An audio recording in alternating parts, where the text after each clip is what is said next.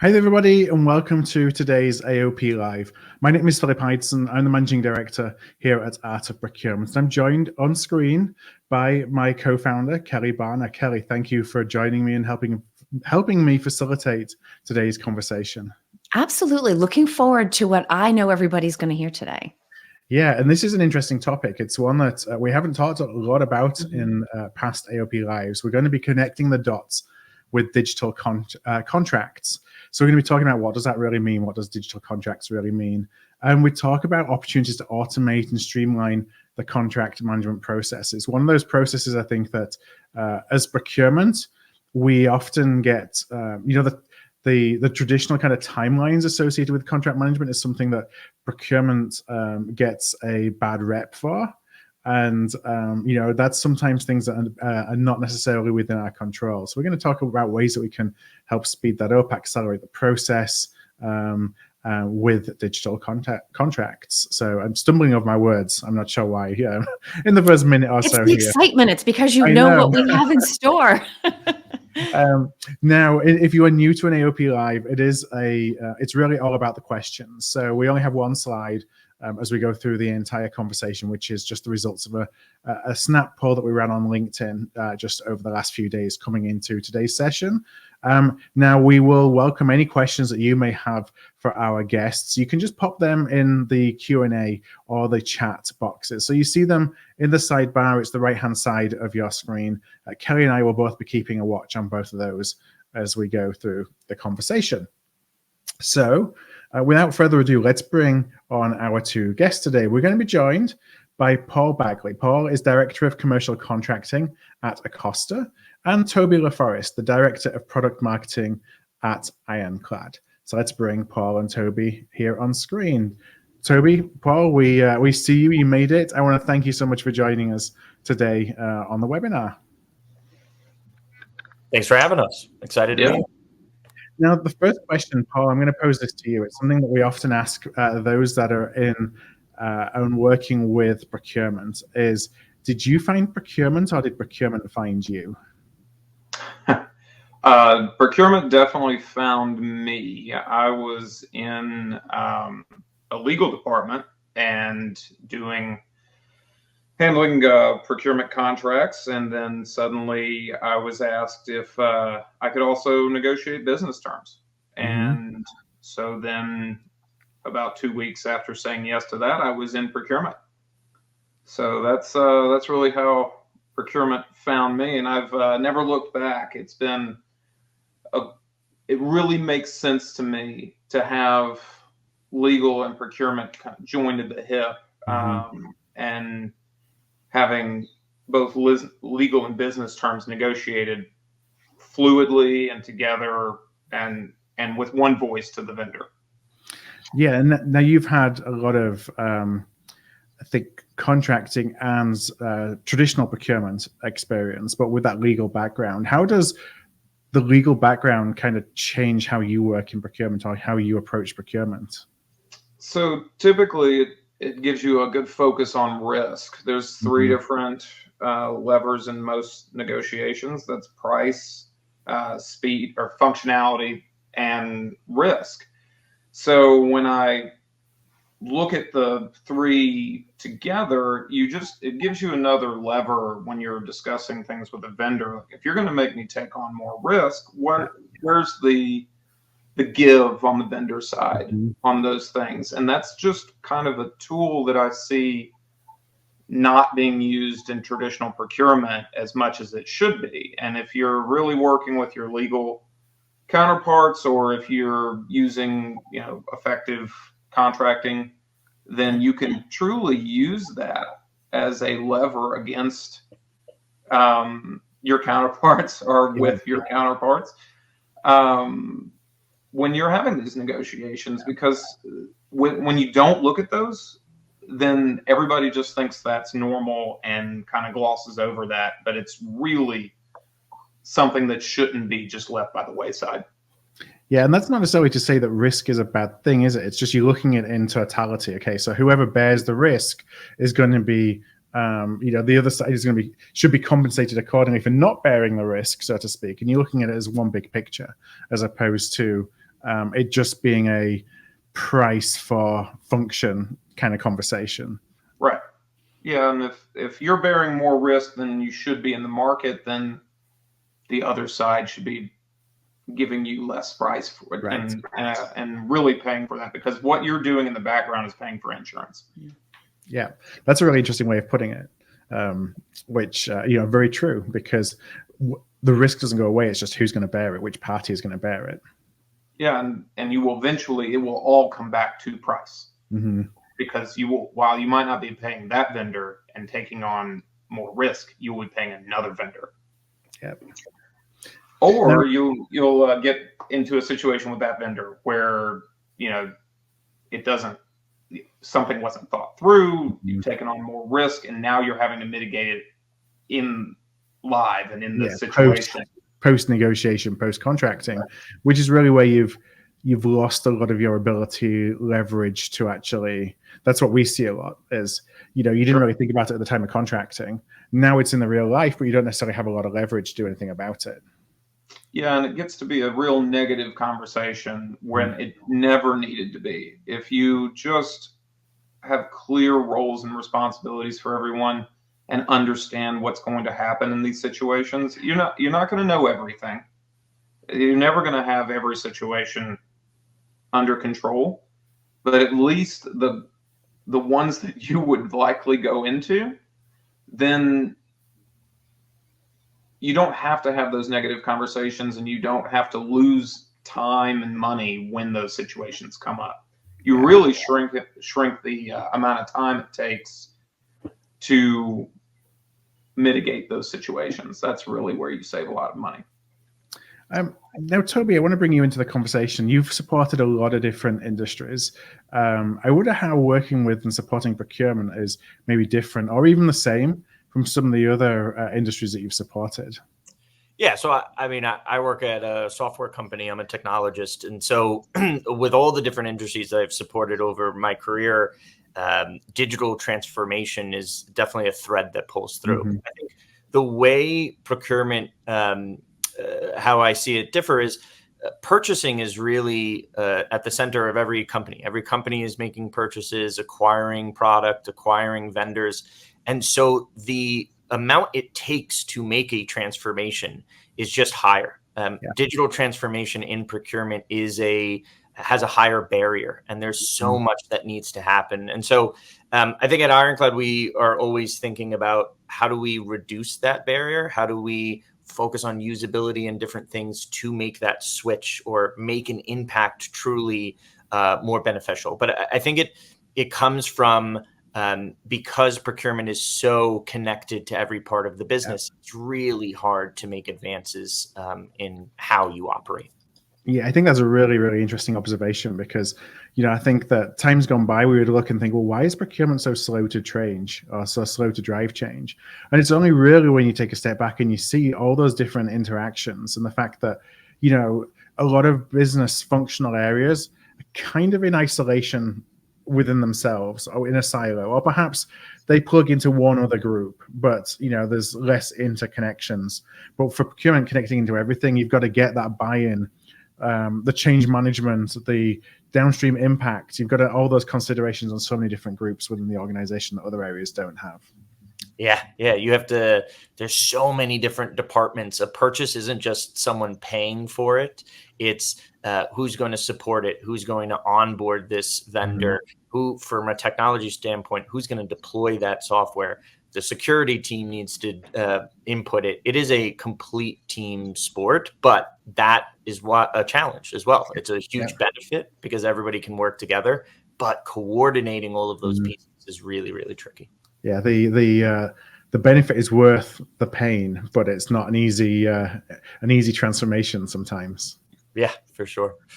Now, I mentioned as we were just introducing the webinar that we just did a quick poll, a snap poll on LinkedIn, and related to today's topic.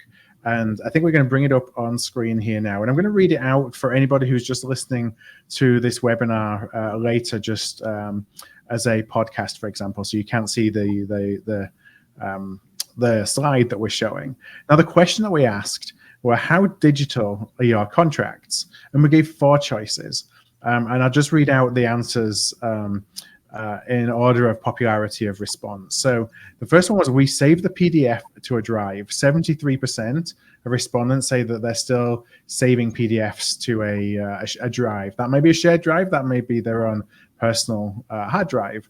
The next answer was, metadata is entered into a CLM. So pretty advanced in terms of digitizing contracts, and 27% responded to that. And so here's what's interesting. We've never had this before, where the other two responses have got 0 votes. So we asked AI-enabled contract creation and still using a filing cabinet. Both of those at 0%. And I think it's good that they're still using a filing cabinet was at 0%. And it's interesting that the other end of kind of the maturity scale, the AI-enabled contract creation, is also at 0%. So Toby, I think that, it's really interesting to see that at both ends of that maturity, we don't really have organizations, certainly within our community, taking advantage of the AI-enabled, but obviously still not using filing cabinets. How does that align with what you're seeing? Yeah, I think it aligns to what Ironclad is seeing. In the early days of Ironclad, that filing cabinet number would be way higher. And I think we've moved past that. I think e-signature is a huge portion of this. Most contracts today are digitally signed. And so they're not anymore on hard paper or wet signed. That still exists, but we're moving past that. And so that's why you also see the PDF to a drive is 73%, because a lot of companies are still signing electronically, but creating, approving, negotiating, those pieces haven't been digital yet. And so I think 27% on the entered metadata entered into CLM. Those are those customers that are started with e-signature and now moving to other pieces of the contract lifecycle, starting to make those digital and see the benefits of those. And on the AI piece, we definitely have customers that are leaning in here and using 60% of our customers, or over 60% of our customers, use AI in some way or form in our tool today. But it's a totally new way to operate. And so it's going to take time to adopt it. I think there's also this false promise of AI. There's a lot that is promised that AI can solve, and it's not always true. It is not a magic wand to solve everything. And so I think what we're seeing here is everybody trying to zero in on the best application and the best AI tools for that application when it comes to contract. Paul, anything about these results that stand out to you? I'm surprised that there's not any AI-enabled contract creation, but there's but that is the goal. That's where we're all moving to. If you are hopefully, like Toby's talking about with AI, everybody says AI, but what it really does for us in the procurement world is it eliminates those manual tasks. And everybody that's on we save the PDF to a drive knows what those manual tasks are. It's simple questions when there's an M&A event of what vendors can we assign without requiring them to, give us their consent. Do you know that? What's a terrible answer is to either your new investors or somebody that wants to invest in your company is, I have no idea. Yeah.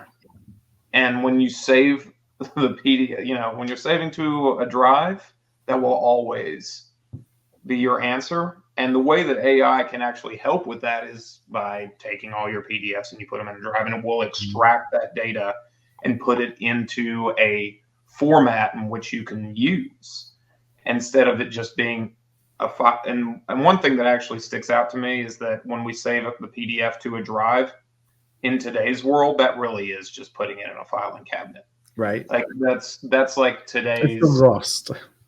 What's that? It's still lost, essentially, or it has one owner who knows where it is, and that's it. Right, and it's not easily searchable. It's usually the data that's put in is very, very high level. You might not even have execution dates, end dates. You definitely don't have, your termination rights. And these are all things you really need in procurement. If somebody comes to you and says, some internal client comes to you and says, hey, we're having a real problem with this vendor or this group of vendors. Can we terminate?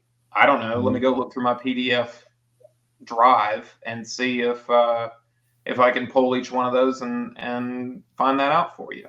So you come back to them a day or two or a week later, however many, and that's time lost. Yeah. Paul, that's a great way to think about it, though. The filing cabinet has just become digital, but like saving to a drive is the exact same thing. There's no benefit. Yeah, that's a really interesting way to think about it. It's funny because you download it out of your contract signature tool, your digital contract signature tool, but you're still just downloading it to your documents folder, or if you're lucky and really think about it, you may move it into your supplier folder, but it's still in there and typically just difficult to search for unless you know it's there, unless you know to look for it. Yeah, that's the problem, is only the person that put it in there knows what's in it. Because it's not like your email nowadays. Like when we started having email where you could search the emails and see what was said in the emails, that was a game changer. That's still not really the case when you have just a bunch of files in some drive. So it's going to be either the title, basically. So whatever your naming convention is for your documents, if you have a naming convention, that's all you've got. And if you don't, if you weren't the person that put it in and negotiated the agreement, you'll have nothing else until you open it and search it. And it becomes just that big filing cabinet that you throw everything in. So how did procurement, I'll ask this to you, Paul, given your background, how did procurement and legal think differently about, managing, being able to access contracts? I'd love to kind of get a perspective on kind of what's the same and what the difference is between the two groups. So my answer to that is there should be very little difference between the two groups, but there is. That's the world we live in. Legal thinks of it more in terms of what is the data in there, what are our risks, where, if something happens, what's going to happen with these particular contracts. And procurement thinks of it as, how do we get out? What's the obligations the supplier has? What's our pricing? And it looks at it very, very much from a financial standpoint and a project management standpoint, honestly. Like that's whoever the vendor owner happens to be in your organization, whether you have a vendor management group or that's housed within the individual business units. Those are all kind of synonymous to me when it comes to like who's looking at the contract from the procurement side, because they're looking at the obligations and the financials on it. I think also on the procurement side, or I guess, Paul, you're also saying with project management, there's an element of speed. And so at Ironclad, we have both core buyers or customers that are on the procurement side and legal side. And I think legal does not have to optimize speed as much as procurement has to. And so when you're prioritizing speed, then you look for different things or you operate differently than a legal counterpart. And yeah, I just think that's a kind of burden for a procurement team. They have to move fast sometimes, or they have to hit deadlines. They have to do for the business. Whereas legal has sort of a luxury sometimes of not being propelled by that as much. So I would love to be in that legal department. That's got the luxury of not having to work on speed. Every legal department I've been in has the KPI of contract turnaround times. So that's not a luxury that I've ever had in my career, but I do know that generally speaking, where you're coming from. But I mean, I have these discussions with the people I support all the time. I had it this morning, honestly, where I'm saying you're giving up so much on the financial side just for a day or two of time. Like, you got to step back from the procurement side and say, 2 days, what's the impact? If the impact is truly going to be over whatever you're going to negotiate, then sure, speed is the name of the game. But I feel like we fall into this trap, and it's usually because business units are pushing us, and by us I'm saying procurement individuals. Business units are pushing us, and our job as procurement is to think, in my mind, like a legal person and say, okay, let's step back and what is your actual risk? Mm-hmm. Okay, let's give it a shot to negotiate XYZ. Doesn't matter if it's price, risk, whatever it is. And say, if you give me 5 days, what's your loss?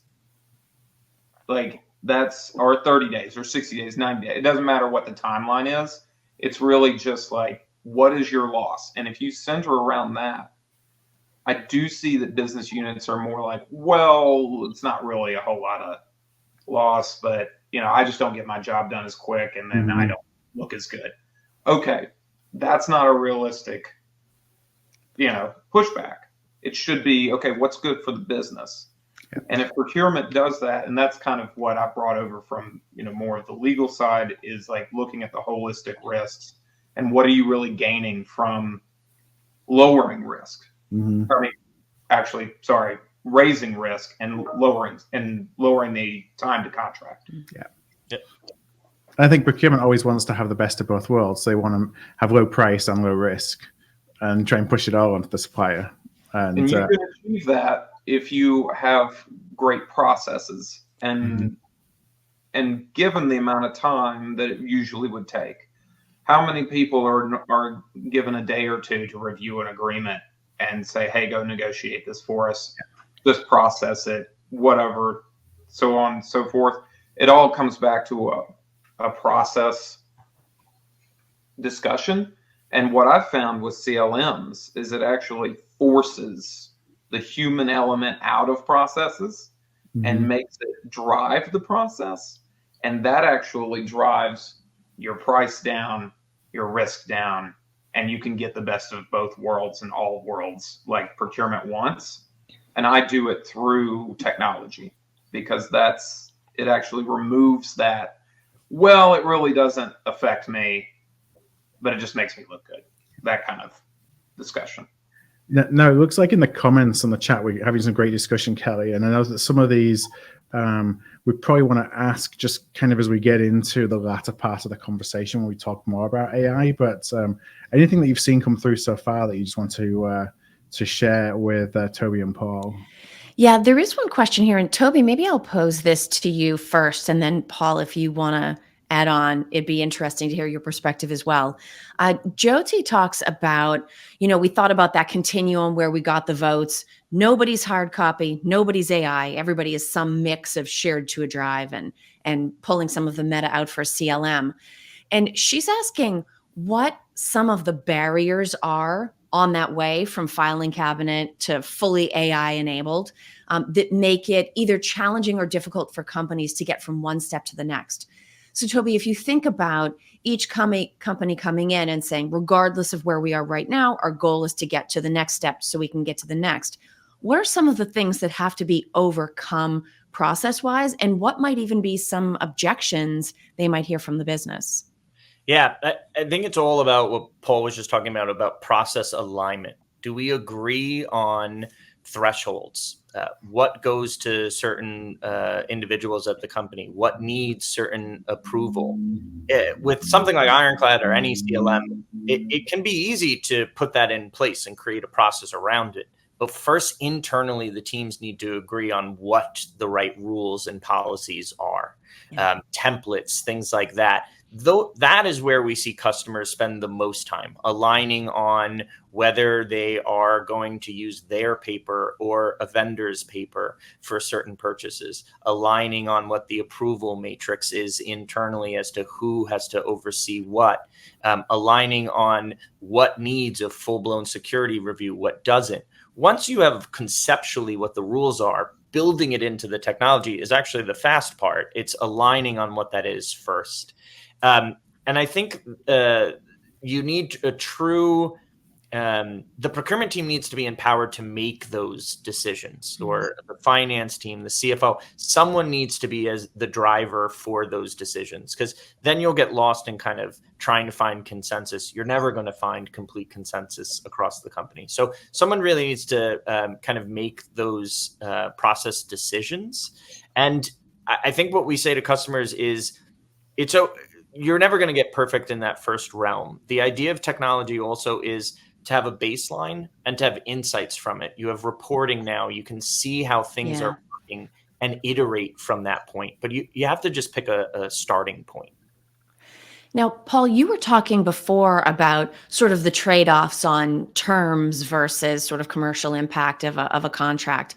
When you think about progressing along the scale of how digitally enabled a contract is the value proposition of that typically pretty straightforward to people? Like, yes, we understand why not just being hard copy is better than being hard copy, and every step along the way being sort of logical? Or do you still find that people within the business need to have it laid out for them, the why behind why do we need to push from the PDF on the drive to meta saved in a CLM? Does procurement need to be prepared to make that very specific justification, or do people tend to understand that increasing the maturity and the digitalization with which contracts are managed is better for the business as a whole? Yeah, I would say that they know when they need it. They probably know right after they need it, right? Which is the moment they want it. Exactly. That's the problem. So does the business need to be told how this will help them? Absolutely. You can't, that should be a rule across every department and every business and to every client. So yes, you need to lay it out for them. But the clients that do know are unfortunately the ones that have been through those situations before. And you don't have to explain it to them because they went through the terrors of having to need some data that they just can't get to. Going back to what we were talking about a little bit beforehand, I see some barriers, not just in not knowing the benefits of going from one place to another, but not understanding the benefits just on what a clear process looks like. They just want to get it done. Like, they don't care about, a lot of people do not understand the baseline value add for having a streamlined procurement process. So you start it from there, say, hey, this is what a streamlined procurement process will do to you. And then you start showing them the date from when you are able to, you show them the difference between data that is in a file cabinet, an electronic file cabinet, to the data that is like more AI driven and like what we could do. And I mean, everybody has to go through that. Every company goes through that maturity standpoint. And then you run into problems of like, how long is this going to take? How many individuals are we going to have to throw at this problem? And Toby can probably speak to this better than I can, but in the past, procurement was not helped by the software world. It was not a focus. And so all of our solutions were excruciating to configure, implement, integrate. And like Toby was talking about before, we touch almost every single group in our companies. And so if you can't integrate, then you're dead. And if you can't configure without being a high barrier situation, like you have to code, everybody says no code now. Those solutions are incredible, and they have really opened up the possibility for procurement.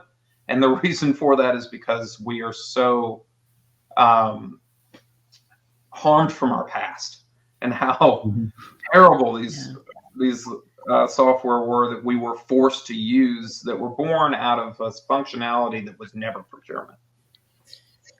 And I think that that's what I was talking about, of like start with a baseline. What I mean there is sometimes I think companies set out to create a completely bespoke, completely customized solution. And what happens there is the customization slows you down tremendously. Yeah. The no code, being able to custom fit something, has kind of it can go too far, and you need to be conscious of making sure there's a process, but there's not for every little thing offshoots of that process, because then you're not in this streamlined path. And Kelly, to go back to your question, I think we think about it at Ironclad sometimes of, yes, you need to always explain the why. But if you're using a solution where you have to explain how to use it and why it's important to do actions, that's maybe not the best solution either. The process should collect the data it needs on its own. The technology should do the compliance pieces or the annoying pieces. Your business users should just know where to go, how to request, blah, blah. But the important kind of making sure you're capturing the right data, let the technology do that. You're never going to convince a business user that they need to fill in things over and over and over again for a greater benefit. Now, following that line of thought, it's interesting, Toby, because we've talked a lot today about how procurement stores contracts. We've talked a little bit about the process for negotiating contracts. But what we haven't talked about as much yet is how procurement thinks about contracts. And one of the things that you and I had been talking about in preparation for today that was interesting was maybe something of a mindset shift. Just like we hear about anything else digital, whether it involves AI or not, first, we have to start thinking along the lines of the benefits that a different solution might offer, and then we can actually start to use them. Is there a mindset shift specific to contracts that procurement needs to be focused on driving within themselves today? I think so. I think a lot of procurement teams I talk to think of the contract as a burden, or think of the contract as kind of getting in the way of a purchase, slowing them down. And I think the reason I asked Paul to join me is Paul and I have talked a lot about using the contract as a vehicle to move faster, using the contract as your source of truth for vendor relationships, and using the contract to improve vendor relationships. There's tons you can do with a contract. I think contract plus the right technology. There is, as Paul said, a lot of bad procurement technology out there, so you need the right technology. But a contract can be a vehicle to drive consensus, to drive approvals, and you can do so at the same time. So your negotiation and your approvals are your buying process internally. So I think there is a mind shift, set shift there, but I also want to acknowledge that there's a leap of faith there. I understand why people in the audience might be saying, nah, you can't do that. It can be done, but you need the right technology. You need the right individuals internally to believe in that, and then you'll be able to get there. Yeah. Can I just jump in 1 second, just with a thought on the mindset shift as well? Something that came to my mind is, we would often think about contracts as being nuisances. As Toby said, it's just something we need to do to get something across the line. But something that Paul said earlier was around, imagine you're going through a merger and acquisition, and there's questions on the table about how well do you know your supply base and what your risks are across your supply base. Contracts then become an asset, that can impact the valuation of your organization, of how well you have them understood, how well you have them organized, how well you can access information within them. And, if you start to think about it as an asset to be nurtured, kind of protected, then maybe you think about the contracts and the way that you store them in a little bit of a different way. Yeah. Well, and I'll see your nuisance, Phil, and I'll raise you conflict. When being a practitioner, I can remember being trained that if you got to the point where you had to say, well, the contract says that it means the relationship had failed. And I sort of carried that around with me as a philosophy for a long time. I think what I learned by making lots of mistakes is that what it actually means is that you haven't been pulling the contract out enough, because it's sort of like meeting someone you introduce. If it's, 2 weeks later and you've now forgotten their name, well, now it's weird to go back and ask their name, right? Now you do have an issue. But if it's 10 minutes into the conversation and you realize, okay, this is someone I may have a relationship with, you say, I'm sorry, we met so quick. Just remind me, what was your name again? Then it's okay.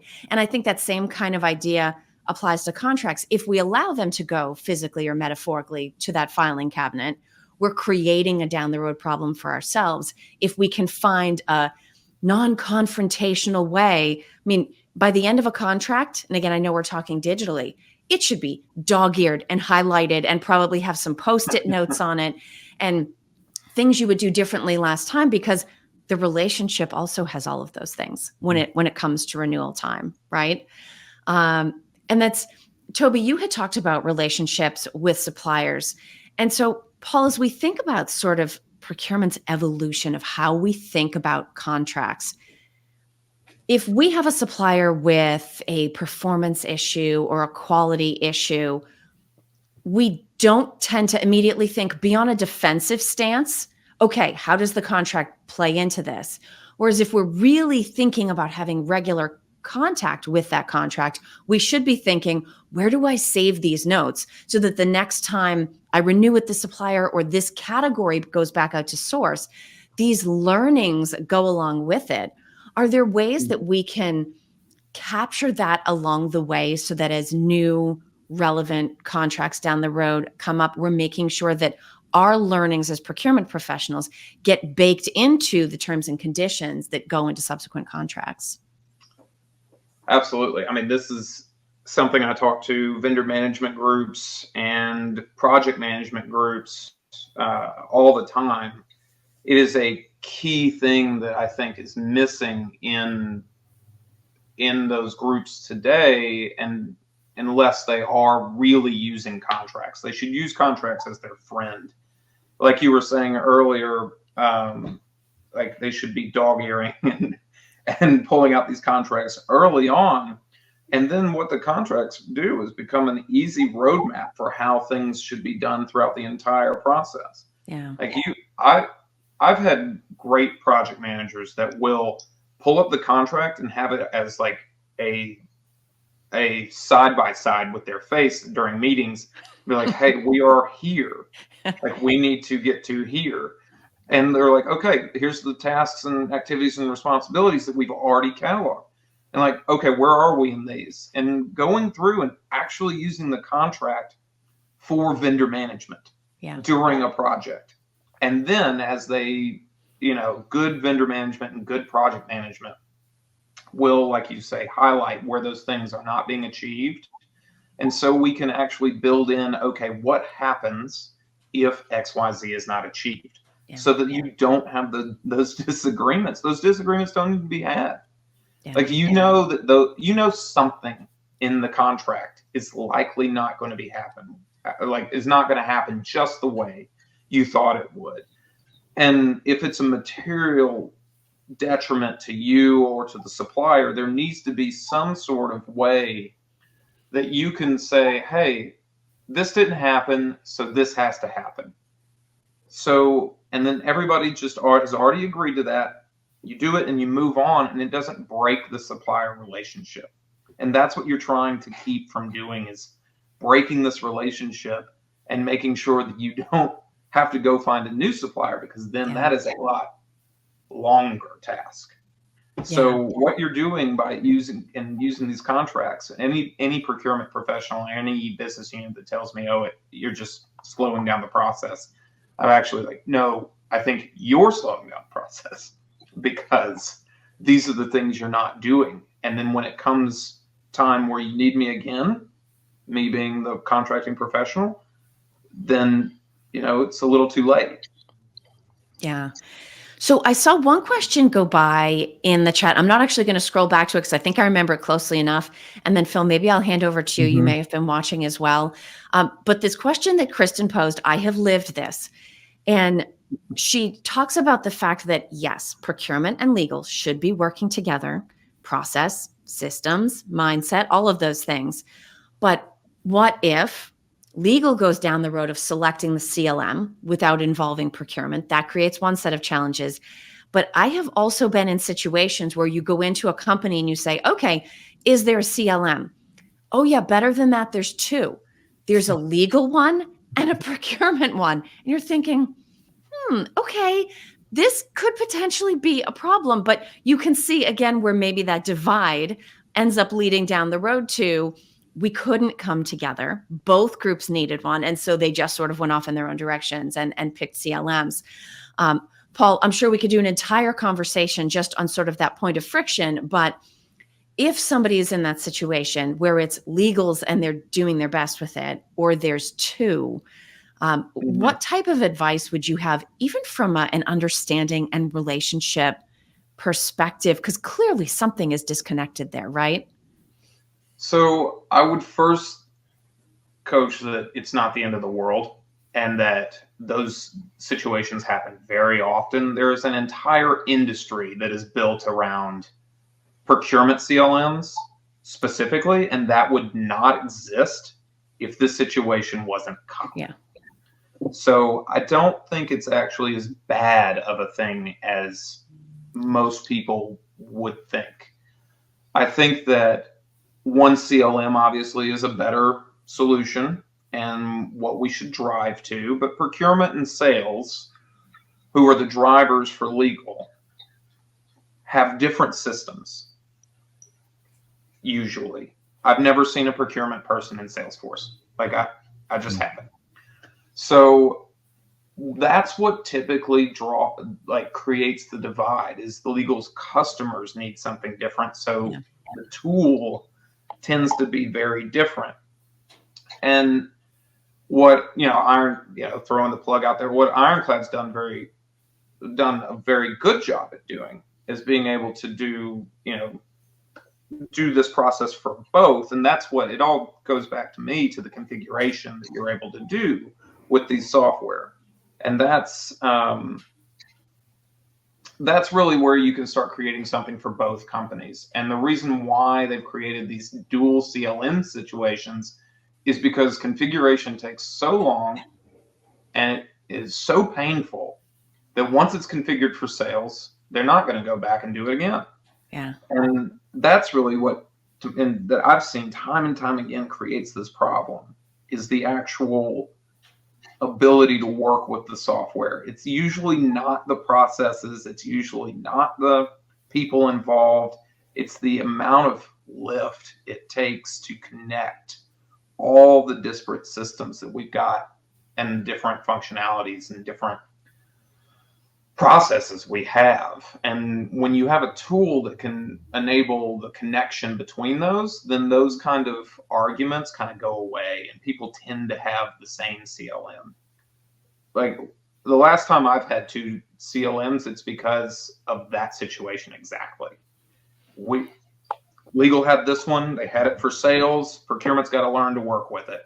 Well, it's antiquated, it doesn't put out POs, like we don't know, like it doesn't have any financials information that we would need. Why are you forcing us to use a system that doesn't work for us? That's how it's happened time and time again. And the answer has been, well, it's too hard to configure it for both of you.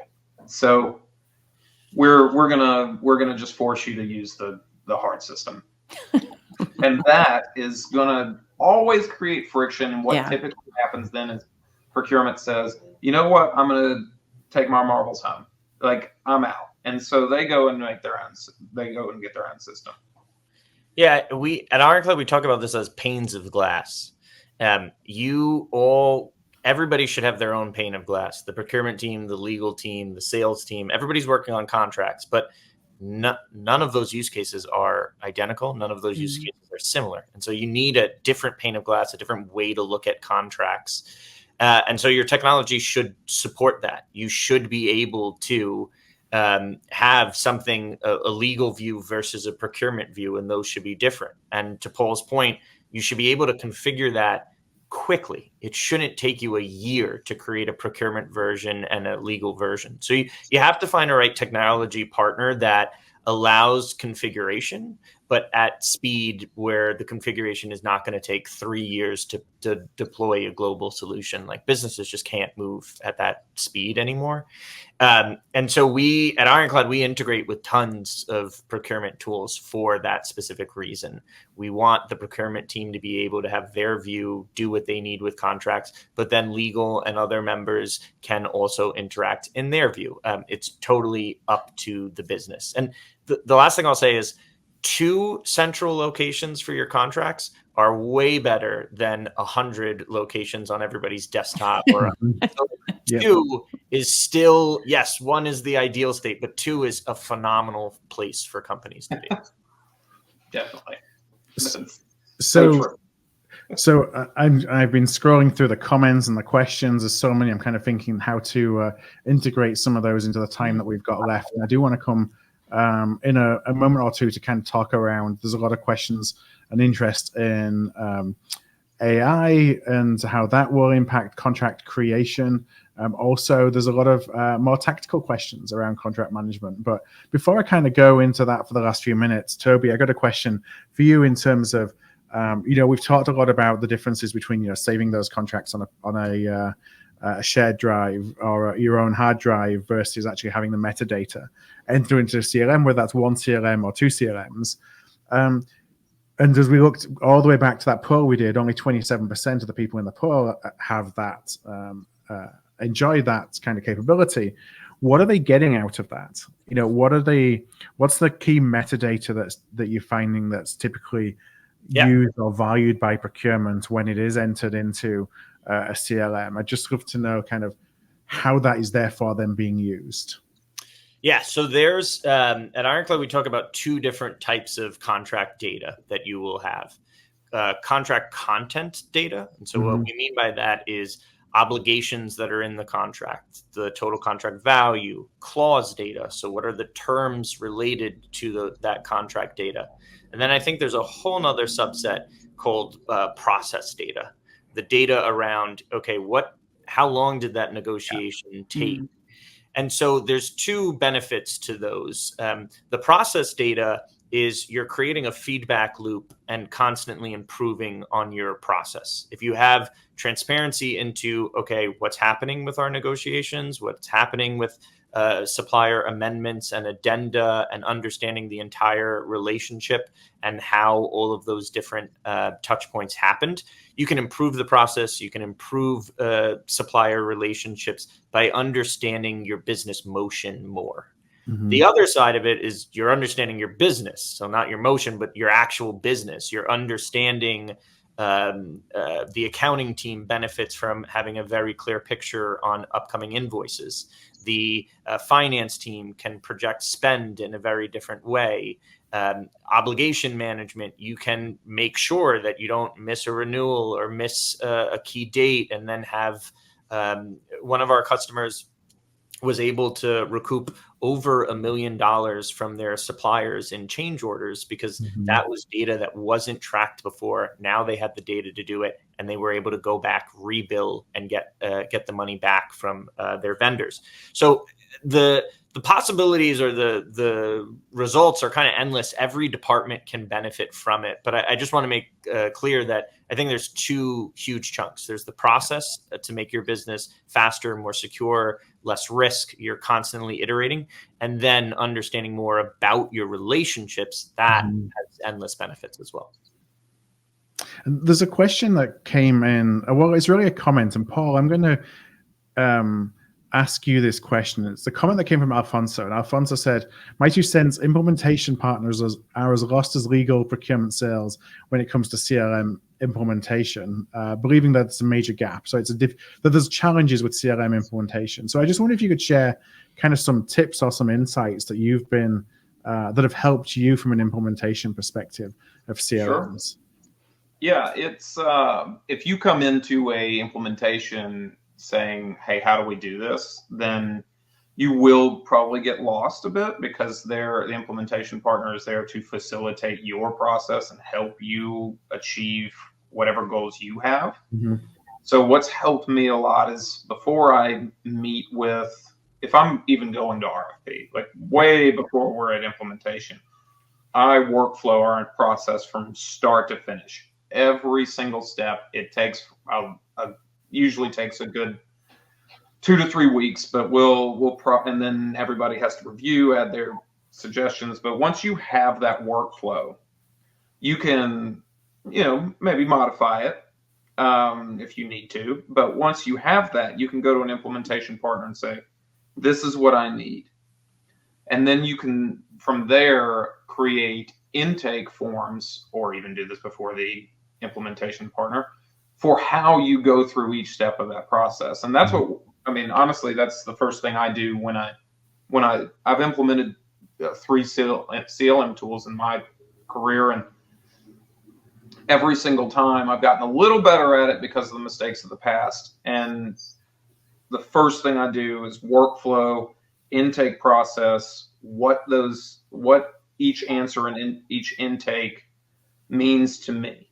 And then if you can hand that to them, they should be able to build it. I mean, Toby, keep me honest here, but they should be able to build it in 2 to 4 weeks. Like that's something there. A lot of the time spent with your implementation partner is actually just doing those things. So yeah, we give our customers homework in the implementation process because we need them to make some key decisions for either us or a partner to do the work. But there's some things on their side. On the 2 to 4 week thing, it totally varies on the scale of your business, right? Salesforce is a customer of ours, a new customer of ours. They deployed a global SOW solution on Ironclad in under 60 days. And they are processing something, I want to get the stat right here, but hundreds of SOWs every single week. So you really can, at a massive scale, move fast. But again, Salesforce came in with a very clear picture of, here's what our SOWs need to do. Here are the steps. They had 100 steps. We were able to reduce that down significantly. But yeah, they had a very clear picture. And so, vision. And then you're able to move fast.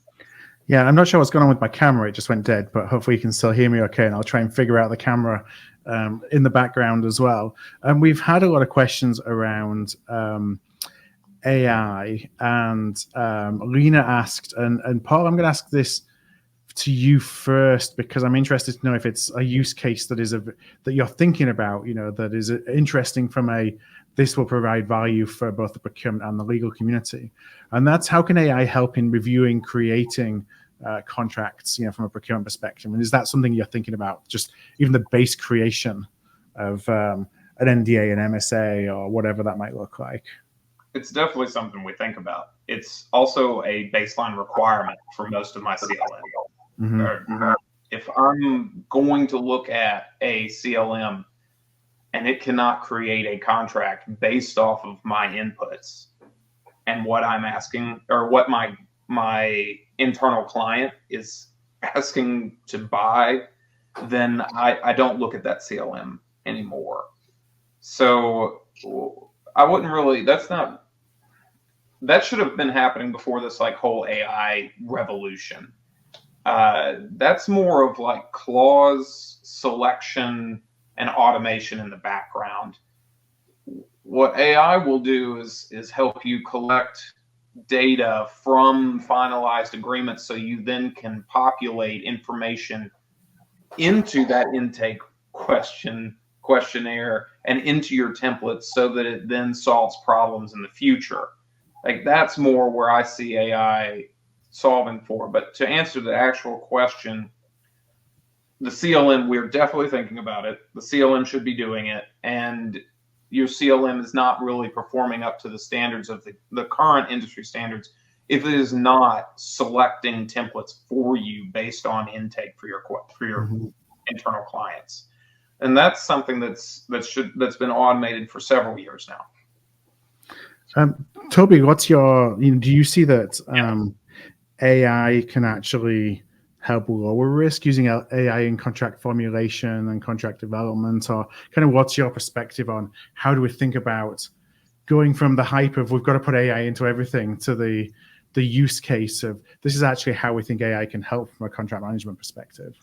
Yeah, so I think there's 3 stages of maturity. The first is just taking the business insights, the business situation, and creating the right template. That's actually not AI. That's a bunch of rules, conditions, and configuration that CLMs, as Paul said, should be able to do phenomenally well today. I think the second portion is then you get into the negotiation. And as things change in the contract, our customers use AI to identify those changes and flag when clauses are not in their preference. So the system knows what I want. The governing law is the easiest one, but tons of others to say. And as the document changes, it's recognizing it and flagging the risks in that document. It should not be a replacement for someone on the contracts team or on the procurement team. It should be an aid, a starting point to kind of identify certain things in the negotiation and help me quickly identify fallback language or identify what we've done before. I think the next era where we're eventually going is for CLMs to understand your negotiation preferences automatically. So look at the last 100 contracts we've negotiated, look at where they started, where they ended, understand what my preference is, and then automatically flag those. Today, you still need to aid AI to say, hey, I need you to look for this. And when you do find it, tell me X, Y, Z. In the future, I think those rules will be kind of auto-populated. The AI will be able to. And then in the real long-term future, we can kind of skip some of this. We can say to an AI chatbot, hey, I want to draft a contract. Here's the situation. It knows how to draft it accurately, but it also knows how to select the right terms to minimize the back and forth on the negotiation. So we're on a kind of gradient here, a journey. But there's tons that AI can do on the negotiation and contract drafting portion. Yeah, I think that will be a big part of, more flexible. So, historically we have our single template. Here's the standard template, MSA or whatever it is, and we send it out and you start the red line process from there, as opposed to using the AI to kind of look and say, or even just workflows, and process automation that says, because I think sometimes we confuse the two and we use AI as the kind of the term for everything at the moment. But to look and say, okay, so this is the product and service I'm buying and the inherent risk with that product and service, kind of generate me a starting document that reflects that, as opposed to kind of starting from the same thing, which should streamline contract management for an awful lot of things, because 80% of the stuff that we buy, we're protecting for, worst case with every contract, where we don't really need that in every contract. Yeah. I had a question. I know we've only got a couple of minutes left, and I do apologize for my camera. I thought rather than tinkering with that, I'd rather just focus on the conversation itself. But there was something, Paul, I'm going to ask you, and I know it's I'm putting you under a bit of pressure to answer this in just a couple of minutes. But Alfonso asked, is funding the main restriction to digital contracts? Or are there other kind of the major roadblocks that you see as being the difference between why we're at 27% of our of the survey respondents saying that they are using a CLM versus the 73% just saving the PDFs to their hard drives? So I don't think funding is the actual funding might be the result of the issue, but it's the actual issue is not getting in front of our business owner or our actual internal clients too, and saying, here's the issue that you will run into one time or another, or you already have. This is what the solution can do for us, and this is your benefits. You've got to do, instead of it just saying, hey, I need X amount of money and then I can go get this cool tool. You have to, and I think I'm saying something that a lot of people on this call have run into before, but it's you have to go and create the knowledge, or give them the knowledge so that they understand what the drivers are for the tool. And then funding kind of becomes a situation of, okay, what do we lose if we don't fund this? And then if you flip the conversation very quickly, it becomes a very cheap tool. And I find the ROI of CLMs just be through the roof. So it changes the conversation. Well, I know that we're running on time here. We have actually, we've captured all of the questions and the comments that have come in the chat. We're actually going to be doing another piece of work just related to this topic, which these are going to be really helpful for as we kind of answer outside of this forum. So I want to thank everybody for joining us today and for being engaged with questions and with comments in that chat. And also to Toby and Paul, I want to thank you as well for sharing your experiences and perspectives with the IT procurement community today. Appreciate it. Happy to be here. Thanks for having us. All right. Well, thank you very much, everybody. And we will talk to you again very soon. Take care, everyone.